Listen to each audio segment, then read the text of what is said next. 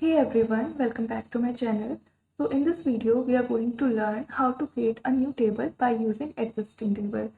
So we are going to use table employee table here. So let's see the data first. Select staff from table employee.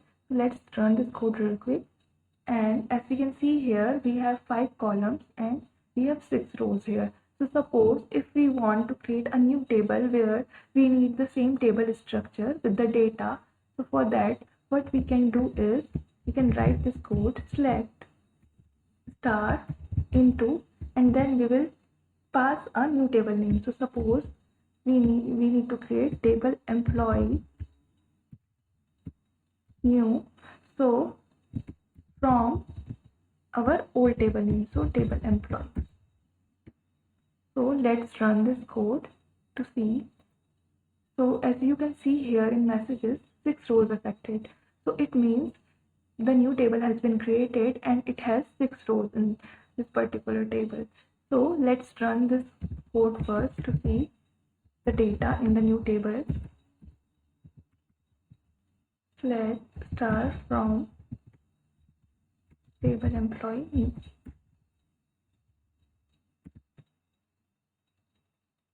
So we'll run this code, and as you can see here, we have all the records from the old table.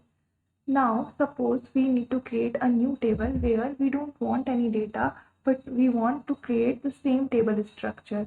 So for that, what we can do is, so how to create a new table.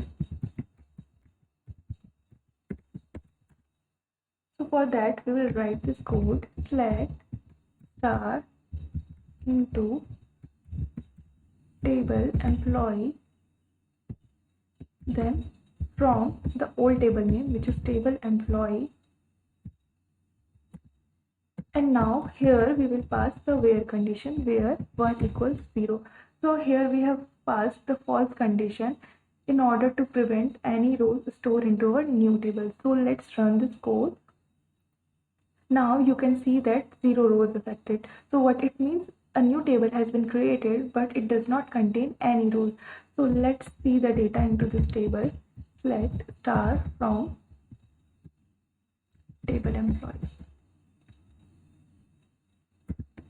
So we will run this code, and as you can see here, we only have the table structure and not any data.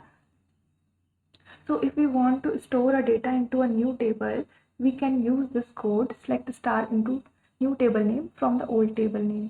And if we want a table structure only and not data, so for that we can use the same query, select star into the new table name from old table name, and then we can pass the false condition in order to avoid any rows being stored in our new table.